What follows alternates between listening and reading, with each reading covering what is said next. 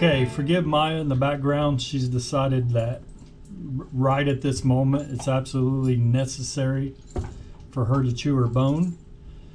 However, I want to introduce to you the basic fundamental differences between residential supply voltage and commercial or industrial supply voltage. By supply voltage, I'm simply referring to the supply voltage or power that is coming into your equipment.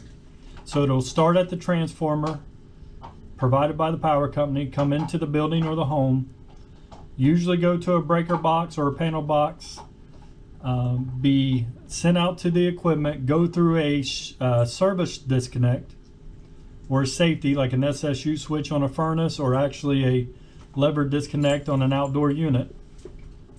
Or in a commercial setting, it could go to a series of panels, hop from panel to panel, go through a generator. You can also have a generator on a home. But regardless of its path to get to the equipment, we're talking about the supply voltage that supplies the push for our equipment to do work. So, couple major differences you need to consider. When you're talking about residential, you will only find single phase power supply voltage in a residential application.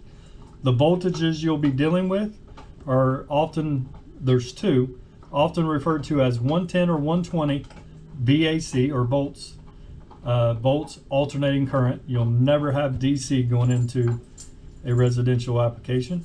Or you'll have 208, also called 240 VAC or volts alternating current.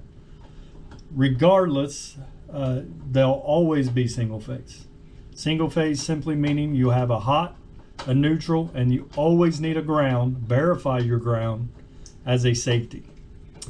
Now, a distinction between 115 or 120 volts and 240 or 208 volts is that if you have 115, your neutral leg will not have voltage on it. Your hot leg will. As compared to a 240 volt circuit where both neutral and hot will have voltage, 115 or 120 on each leg. You can test that to ground to verify. Now, let's compare that to commercial or industrial voltage. You will find 240 volts, 115 volts, single phase, just like residential and commercial applications, but you're much more likely to find much higher voltages, 480, 760, voltages that will kill you the first time you make a mistake. And you're also most likely to find, more likely to find, three-phase voltage. And the simple rationale is, as the workload goes up on these larger applications, these larger buildings, the higher voltage you can supply to the equipment, the less amps you're going to draw as it's running.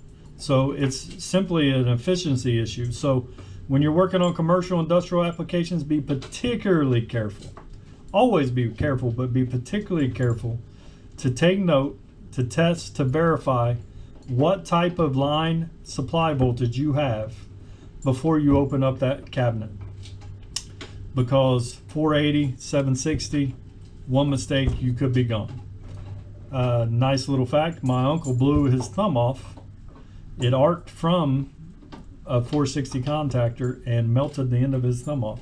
So it's nothing to take lightly. And Maya, please quit chewing your bone.